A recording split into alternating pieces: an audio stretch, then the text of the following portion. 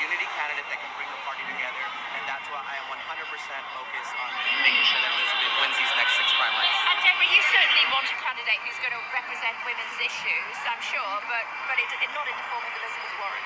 I just don't think Elizabeth Warren can take it all the way to the end. So therefore, women's issues, of course, a big thing for me. I think Biden would be that person for me.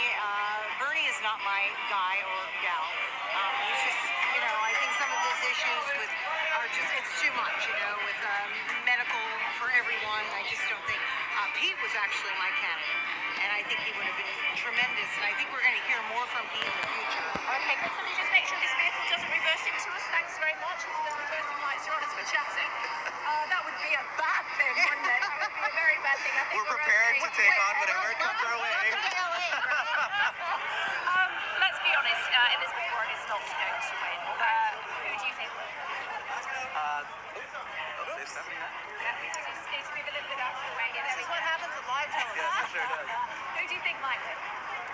I'm not ready to make that decision right now. I think, like I said, there's still 6 states that are going to be voting in this next week. So I think that will tell. There we go. I think that will tell a lot in the coming weeks. And like I said, I'm focused on making sure that we get Elizabeth as far as possible. Okay. Who do you think is going to win? Who's going to win? Yeah. At the end of the day, I think it's going to be Biden. Because I think people are familiar with him, they're comfortable with him. The speech that he gave with Pete was really from his heart. And I think that's what this country needs right now after what's going on with Donald Trump. So I honestly think it's going to be Biden. And where are we with Bloomberg? Bloomberg has basically, as I was saying earlier, taken his ball home. He has decided that he's going back to New York and he's going to reassess. Depends where he puts his money. Look, this is where I'm at. Bloomberg invested over $500 million. That could have gone to education.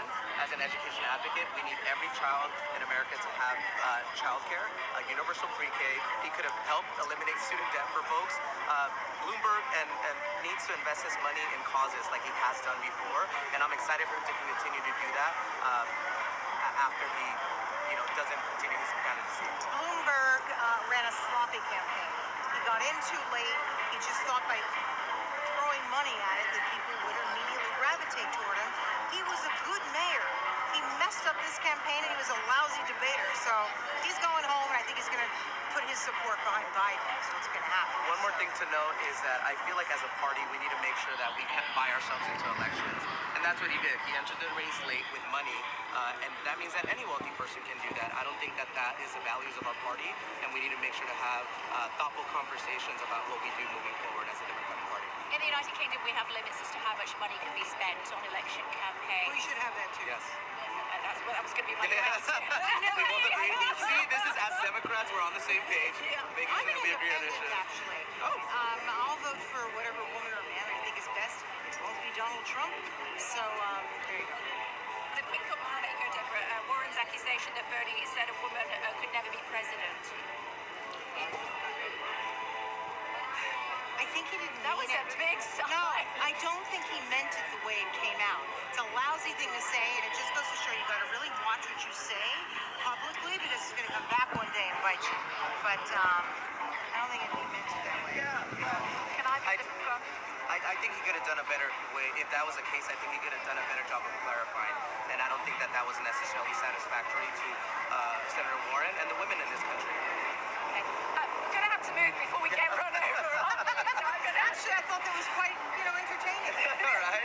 Yeah, We roll with the punches. Yeah, where would you like us? You guys go inside. I'll come join you in a little while. Thanks very much Appreciate indeed. Thanks a lot. It's never happened to me before. Thankfully, he stopped just in the nick of time. What's happening as far as the weather's concerned? Let's find out. They're having a great time. Look, they're partying here at the Burly Cafe. They think their man has won California. Overall, though, not a great night for Bernie. What happens next on Super Tuesday into Wednesday morning where you are? Stay tuned to find out. Again, you're watching Kate Burly at breakfast. This is the way to liven up your wet Wednesday, isn't it? In the United Kingdom, we're in a bar downtown in Los Angeles where they're celebrating, they think, the win of Bernie Sanders here in California. More generally, though, he's not had a good night on Super Tuesday. Let's speak to Greg Milam, the oracle who knows everything that's been going on today. Tell me. great night for Joe Biden. I mean, I think exceeding anyone's expectations, probably even his own. When you think less than a week ago, his campaign was dead and buried. Everyone thought it was a matter of time before he would get out of this race. He wins in South Carolina. The other moderates in the race fold and fall behind him. That South Carolina was only last Saturday. Yeah. And now Pete Buttigieg, Amy Klobuchar, the other two moderates really are on stage endorsing him. He wins 9 states. He wins Texas, which is extraordinary. I think for the Bernie crowd, I think they never thought that would happen. And Bernie wins California, and that's a huge win. It's the big prize, certainly, but it was the bare minimum for Bernie Sanders to win here with the amount of organisation and money they've spent. But this now puts Joe Biden in the lead in this race, and I think that has exceeded anyone's expectations. And is it just a 2-horse race now? We've been talking about what's happening with Bloomberg. I mean, he's not said he's pulled out of the race yet, but that's the indication. Reassessing is how they describe it. Yeah, reassessing, indeed. I think this was the first time he was on any of the ballots because he got in the race too late for any of the earlier contests. $500 million of his own money, and he's not in North Carolina and Virginia and Tennessee where he needed to do well. He hasn't, and I think the fact he hasn't, and Donald Trump is mocking him on Twitter tonight, probably is the end of his race. And where do his votes go? He's another moderate. He always thought he needed to be in this race because Joe Biden looked too frail and weak and wasn't doing the business, and that's why Bloomberg thought that's where he thought his gap was. And of course, a resurgent Joe Biden has put that to bed, really. I know you're staying with us for the rest of the morning, but for now, thanks so much, Ben. Thanks a lot. Want to wander this way. It's quite noisy, so you'll have to bear with me. But I want to bring in Michael Trillo, who is a Los Angeles-based Democratic strategist. He's here. Hi, how are you? Can I sit here? Absolutely. Thank you very much. I don't know if we can hear you. Hopefully we can. We're in the Bernie Sanders bar. Yeah. You didn't want him to win. I did not. Why not? I don't think some of his age and with his health condition, recently having a heart attack, I don't know that being in the most stressful job in the world is ready for this. There's plenty of septuagenarians in this race, though. That's true. But, I worked for Hillary Clinton in 2008, 2016, and what he did to her in 2016, in my view, was unforgivable. What did he do? He didn't drop out when it was clear that she was going to win. And he sort of built up this base of people that believe in conspiracy theories and that the establishment is out to get them when that's not true. You think he's an arrogant man, but don't you need a bit of arrogance to do well in politics? Correct. And tonight we saw that arrogance do him in with the results of Super Tuesday. Okay. As far as Super Tuesday is concerned, for people in the United Kingdom, they don't necessarily completely understand what's going on, but it's a huge day, isn't it, as far as delegates are concerned? It is a huge day, and to be fair to the folks in your country, Americans don't understand the voting process here either. So everyone's sort of on the equal What's footing. your understanding? Well, I think what happened today was Vice President Joe Biden and his connection and relationship with President Obama, which a lot of Democrats still love, that came to fruition today. You can look at a state like Vermont, which is where Bernie Sanders is from. In 2016, he won 86% of the vote. Today in his home state, I don't think he cracked 60%. So even in his own home state, he lost a lot of support. So the fact that he lost support in all these other states shouldn't be a surprise to anyone.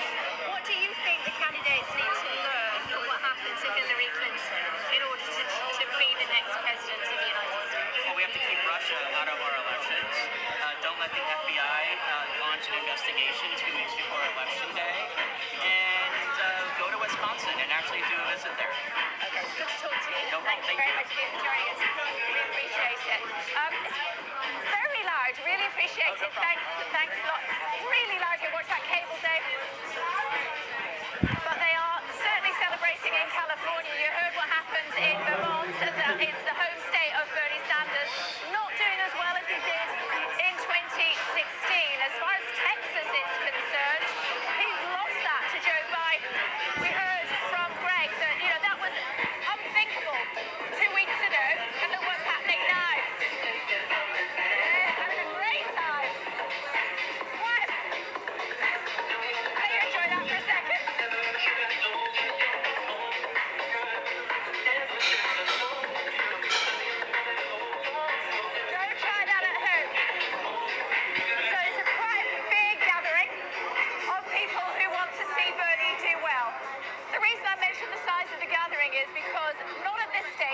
British government saying that you shouldn't go to large gatherings, but they say that they're keeping that under review. I spoke to Professor Whitty a little bit earlier on about the coronavirus, COVID-19, and what precautions that you should be taking at home. It's important for To the Bernie Sanders, a coffee shop party. He has done very well here in California, yet to declare. It could take up to 10 days actually to count the votes here, but to all intents and purposes we understand that he has taken California. More generally though, he's not had a good night. It looks as though he's only won 3 sets. Let's have a chat with Ben. I'm going to go around this side. I don't know if you want to come with me, Dave. Are you staying there? You stay there. Hi, Ben.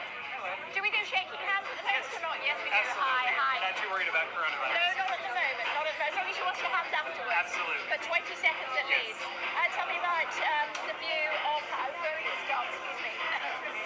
So overall, if we look across the nation, Super Tuesday was maybe a little slightly disappointing in terms of the results, but the entire Democratic Party tried to basically take down the Bernie Sanders movement, and they made a little bit of progress, but we fought back. And here in California, we won a big victory. And that victory is really because we have such a strong group of grassroots activists who are knocking on doors, or making phone calls, or sending text messages. We literally have thousands and thousands of people who are volunteering their time to try and help elect Bernie Sanders for president. The thing is that, Ben, you need more than just California, don't you? You need places like Texas, and it looks as though that's gone to Joe Biden. Yeah, so we absolutely, it's a numbers game at the end of the day. So we have to look at the delegate count. And the delegate count isn't necessarily purely on the statewide total. Every single state has a different way of doing it. Most of them do it by congressional district, like here in California. In Texas, they do it by the state legislative district. So It's getting a bit complicated now. it's getting a little complicated, but at the end of the day, Bernie Sanders' campaign knows that if you send people out to every single part of the state, you can run up the delegate counts in different districts, and even if you lose the top line number in the state, you can end up winning more delegates in the state. So we have a high level of confidence that we are going to exit Super Tuesday with either a lead in delegates, or if we're behind, it's just going to be by a small amount. In order to keep doing this, though, you need money, and certainly there is money behind your candidate. Joe Biden didn't have much money, but if Bloomberg puts his weight and his money and his team behind him, you've got a fight on your hands. We would have a fight on our hands. We have to look at a couple different things. Like you said, we do have the money because we have more contributors, we have more individual contributions than any candidate in the race. Up until this point, Bernie Sanders has received more contributions from individuals than any candidate in the history of U.S. politics. Yeah, but Bloomberg spent $500 million already. And how did He did do very well, but he's got plenty more money that he could potentially give to Joe Biden's campaign. That's what you've got to be worried about, presumably. That's absolutely true. But at the end of the day, you can spend a lot of money on advertisements, but there's nothing that's more persuasive to voters than somebody walking up, knocking on their door, and talking to them about the issues that they care about, the issues that matter to their family and to their community. That's what our campaign is all about. It's about talking to the voters about the things that matter to them, and telling them that they have solutions to those problems, and that Bernie Sanders is going to champion those solutions. Yeah. A final thought before I let you go. I interviewed a guy yesterday who was previously homeless. He lived in the storm drains in Las Vegas. And he said a nation is judged by how it treats its poorest. In that case, you would expect your guy to be in the White House. But a lot of people don't even want to contribute to better medical health care for the nation. Yes, I certainly agree with the first part of the statement. The magic of the Bernie Sanders campaign and the strength of the Bernie Sanders campaign is that he's looking at human solidarity. He's looking at the right for people in the wealthiest nation on the planet to have a dignified, quality life. And that's what we're fighting for everybody. Whether or not they support our campaign, whether or not they're voting for Bernie Sanders, we're fighting for them. Thanks very much indeed. So that's Ben's view. The question is, does everybody agree with his philosophy, I should say, which is also the philosophy of Bernie Sanders? We'll have to wait and see. Certainly not as far as Super Tuesday is concerned. Greg's still with me. I would say that you judge a nation by how it treats its poorest. And on that measure, Bernie Sanders should do well. But he's not done that well. No, and look how quickly things have turned around. The American voters in a large number of states, 9 states tonight, have looked at this since Saturday when Joe Biden did well in South Carolina and thought he's the best chance of winning. Because for Democrats, and we've talked to a lot of them, all it's about is finding someone who will beat Donald Trump. And that's the overriding factor. Now, we saw in 2016 that a lot of Bernie Sanders voters felt that the machine worked against them and put Hillary Clinton into the nomination against the wishes of a lot of Americans. And that rift caused a problem on election day in November. Will they do it again? Will they be willing, as they want other people to be willing, to get behind the nominee? Or will they feel there's this coup, as they've described it, that's prevented their man from getting the nomination? Don't know. We're going to talk about it in more detail in the next hour. Thanks very much indeed, Greg. Thanks a lot. We've got another hour of Kay Burly at breakfast for you here at the Bernie Sanders Cafe. As we were saying, he's done very well in California. He has a grassroots movement here that gets out, knocks on doors, telephones people and says vote for Bernie, and it has been very successful here. In other states here on Super Tuesday, as Greg said, not so much. It does look as though it's shaping up to a two-horse race between Bernie Sanders and Joe Biden. Mike Bloomberg has gone home to New York. He's re-evaluating his campaign. Tonight, here in Los Angeles, they don't care what Bloomberg is going to do. Potentially, tomorrow morning, they will. If he puts his support behind Joe Biden, it's a whole new ball game. Right now, though, as you can see, they've been reflecting on what's happened. And the DJ is in town.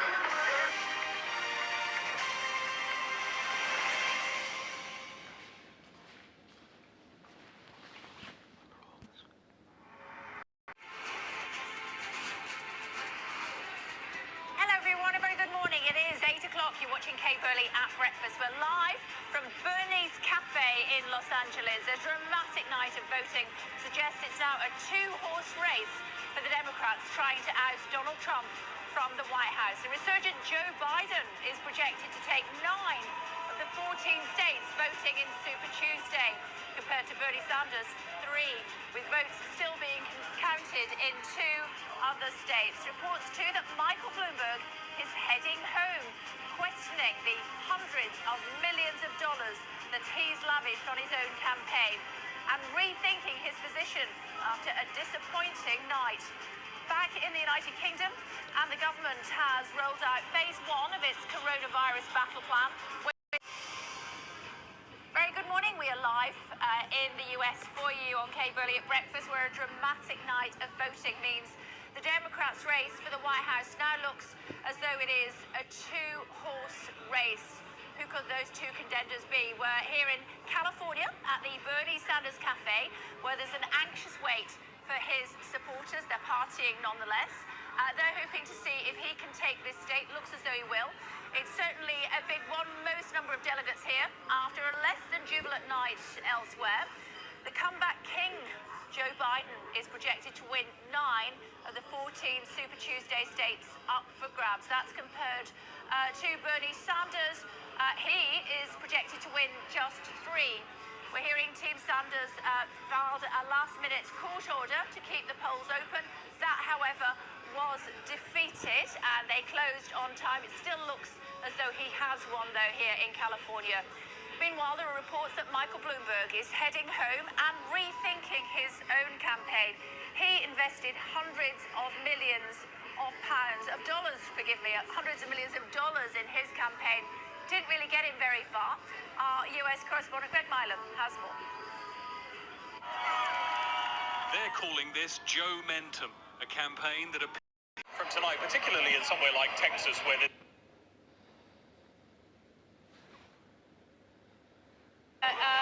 not great for Bloomberg, not that great for Sanders, really. and I think his campaign expected a lot more from tonight, particularly in somewhere like Texas, where there's a big Latino population, and Bernie Sanders has done very well amongst the Latino voters so far, and certainly has done here in California. For Joe Biden to win there is a really significant blow for Bernie Sanders, and a sign of this momentum that Joe Biden has achieved in a relatively short time. He looked dead and buried a week ago. He wins in South Carolina on Saturday, and suddenly these states start to fall to him, and that's a really significant win for Joe Biden. And a real blow, as much as they're still celebrating here. Winning California was the bare minimum for Bernie Sanders. He's done that, it's a big prize, but he would have wanted a lot more tonight. You say a big prize, it's the biggest prize tonight, isn't it? Yeah, in terms of delegates, 415 of the delegates, which are the people who will make the decision at the convention.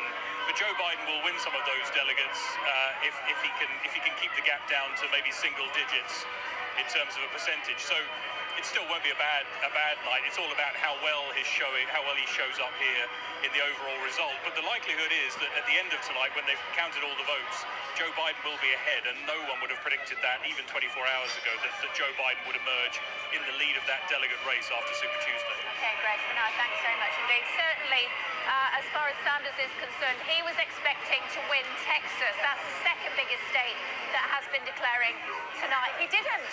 It went to Joe Biden. I'm sure that plenty of people here this evening will be aware of that, but nevertheless, it's still party time here. What about in Texas? Amanda Walker has been covering events for us. It was quite a surprise, Amanda.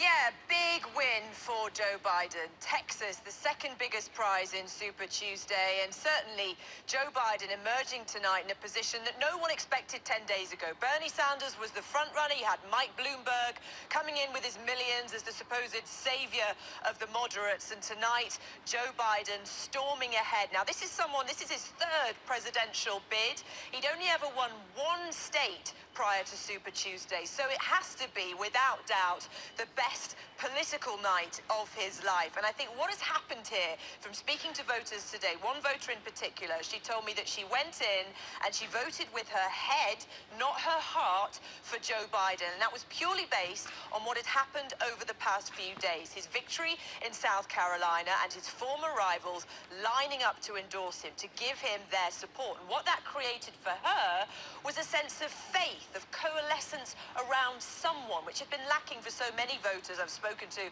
throughout this primary, that they just felt there were too many people. They weren't sure who was going to get that sense of confidence about beating Donald Trump, which is ultimately what all Democrats really care about. Okay, Amanda, for now, thank you. We'll be talking more about US politics in just a second or two. Actually, they're very worried about COVID-19 here in the United States as well. Up in Washington state, 6 people died in a care home there, and the numbers go into the hundreds of people that have contracted COVID-19 here in Washington, in the United States more generally. What about at home? 51 people have now been confirmed with coronavirus. The very latest for us, here's Emma Brady. It is a simple message, and the government wants everyone in Britain to take it seriously. Of COVID-19 in Scotland, so 2 new cases overnight, bringing the total number in Scotland to 3, and that increases the number in the whole of the United Kingdom and the Republic of Ireland to 53.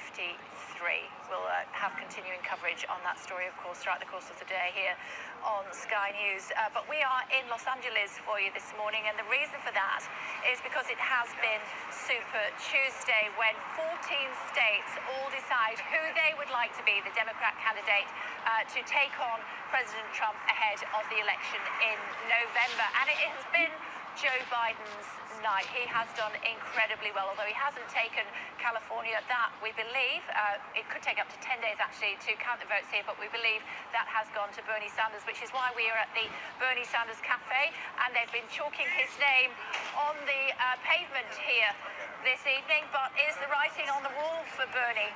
Let's talk about it in more detail, should we? And joining us is Justin Levitt and also Drexel Hearn. Hello to you guys. Thanks for joining us on the program. How do you think it went? Listen, I think it was a great night for Democrats across the country. Yeah. And here in LA, we've got a lot of votes that still need to be counted, so we probably won't know the results until November. but we'll see what happens. I think we're entering a new act of the Democratic primary for sure, and what we're seeing nationally and locally as well is kind of voters moving in the last couple of days. Why do you think that is? It does. I mean, the two candidates dropped out in order to fall behind Joe Biden. It almost feels like it's an anybody but Bernie for some. And I think there's, in political science, we often talk about the party deciding or the party coming to select a candidate and then really working to try to get all the nominees besides the anointed candidate out of the race. And it seems like that's what they've been doing over the last couple of days. To some good effect. Yeah, I mean, Who would have thought that Joe Biden would have done so well? I mean, before South Carolina on Saturday, he was down and out. Yeah, and I think that is a testament to Joe Biden and working class voters in the South. The vice president's been extremely popular there, being the vice president to a extremely popular president, Barack Obama. And, I think when you have races like caucuses, that's a little bit different than what we see here starting in tonight's primary. And, Bernie has historically done well in the caucus states like he did in 2016, and this has been the test for him. And we have not seen any movement, unfortunately, for Senator Sanders as it pertains to other demographics of the country. He actually did worse in South Carolina and North Carolina and certain states than he did in 2016 when it was only him and Hillary Clinton. And in this case, he's the only progressive in the race other than Elizabeth Warren. And you would have thought that revolution that he likes to call it would have helped him a little bit better. Yeah. It is Super Tuesday. There are more states than any other day that go to the polls, if you will. But it isn't the be-all and end-all, is it? No, and of course, after tonight, we turn to some more Bernie Sanders constituencies, states where he has a much bigger chance than he does tonight. Super Tuesday, of course, started because several southern states were coordinating their primaries in order to have a bigger influence on the election. And so the next wave of primaries coming next week are much more friendly toward Bernie Sanders. I don't disagree with that. I think, Joe Biden had a really great night tonight. And What are we putting that down to? in terms of, Why did he have such I think he had a great night coming back from death, Lazarus. I think voters really made a decision, and like you said, at the last minute. A lot of voters stood in line and said, hey, I got to go somewhere. And, 40%, almost 43% of voters made their decision for Joe Biden at the last minute, where only 20% of voters switched to Bernie Sanders at the last minute. And I think that is something that people were waiting to see who was going to be a person that they could trust to move forward in the nominating process. And that person seems to be Joe Biden right now. Where does this all leave Elizabeth Warren? So I think Elizabeth Warren has almost fallen through the cracks a little bit because she's not an independent. She's been a typical party member. And so she hasn't really attracted that independent, we need something new, revolution movement that Bernie has. At the same time, she's trying to run on a more progressive platform, so less attractive to the moderate voter, especially in the South and the working class and even communities of color. I think Elizabeth Warren took the hits that Bernie Sanders should have taken on a lot of the issues that Bernie Sanders liked to champion. When it came to Medicare for All, Elizabeth Warren came out with a plan. Bernie did not. And she explained that plan and she took the hits for him. And I think that is something that we are constantly struggling with across the country, not only in the Democratic Party, but in the Republican Party obviously as well. How we elevate women in levels of power. And we have seen Elizabeth Warren be erased through this primary when she seems to be one of the strongest candidates as it pertains to how do you govern effectively. We saw that in 2016 with Hillary Clinton, and we're seeing that again with Elizabeth Warren here. We saw it with Kamala Harris. We saw it with Amy Klobuchar. All of those women, strong leaders in their states, and unfortunately they could not compete with a little bit of misogyny in the country. And, as far as Bernie Sanders is concerned, he didn't really ingratiate himself to women voters, did he, by suggesting that, a woman as president was not such a great idea? I'll add to the story is that there was a gender gap as well. We know that men were more likely to support other candidates, women were more likely to support Warren. And in many states, that difference, for example, tonight in Massachusetts, Warren came in first among women, but not among men. Okay, we haven't mentioned Bloomberg yet. Listen, I think Michael Bloomberg had a great night in the American Samoas, and Not to be sniffed at. Not to be sniffed at. No, listen, I'm saying that he just had a great night in the American Samoas, and his campaign has already indicated that they are going to reassess tomorrow because that is what Michael Bloomberg does as a businessman. But at the end of the day, Michael Bloomberg has already indicated that he is going to spend $5 billion to defeat Donald Trump, whether he's the nominee or not. He's already built the infrastructure across the street to help defeat the president, and his campaign manager said earlier today on another program that if he's not the nominee, he'll be the most important person to the nominee, and it's probably true. Sorry if you've got a bad language in the background. Sorry about that. It's very late here at night, very early where you are in the United Kingdom. And to that end, it's true to say that he spent $500 million already. He's going to spend $5 billion in total. Bernie Sanders must be anxious about that, I'm guessing, because he's not going to spend it on Bernie Sanders. Well, I think that he's made a commitment to support any Democrat in the race. We'll see if he honors that commitment when it comes time. What do you think? I think that, I don't want to go out too much far on a limb, but I think that there's a big feeling among Democrats across the country that defeating Trump is the objective come November, and whichever candidate is going to be the best to do that, then all Democrats, I think, will unify behind whichever candidate gets the nomination. I do agree with that. Michael Bloomberg has been somebody that has stuck by his money, and he has certainly put a lot of it into this primary, and I don't think he wants it to go to waste, and I think that's why he's going to reevaluate tomorrow and see where he is. He's going to pull out though, isn't he? I think that he will. Today, now, in fact.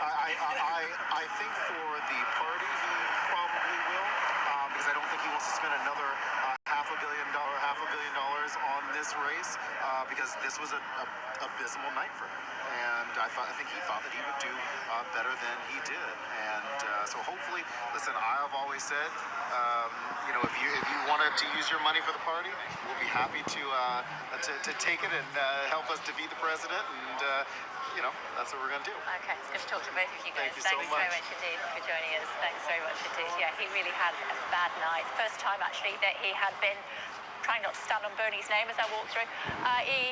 First time he'd been on the ballot paper, 14 states, it being Super Tuesday, and he did very badly indeed. He's gone back to New York. Let's go back inside. He's gone back to New York to reevaluate, but it has already been built in, that $5 billion. His infrastructure is around the country. The big question is, what will he do with that money? Who will he put his weight of cash, also his supporters behind? The smart money at the moment is on Joe Biden. This is what it looks like the morning after, the night before, when it comes to parties here in Los Angeles.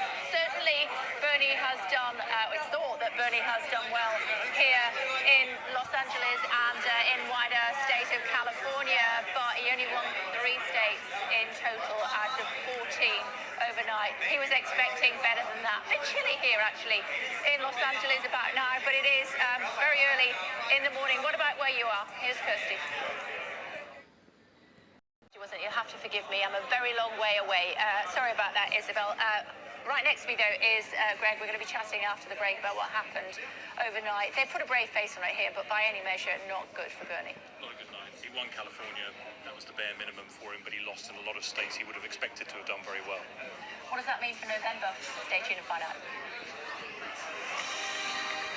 Sanders Cafe in downtown Los Angeles for you on Kay Burly at breakfast this morning. That's because it has been Super Tuesday. He really needed to win California. Looks as though he has. 14 states in total, though, went to the polls today. He has not done as well as was expected. There was a huge party here at the Bernie Sanders Cafe a little bit earlier on, but is the party over for the Democrat delegate who would like to take on the President of the United States in November? Greg Milam is here. I was saying, is the party over for Bernie Sanders?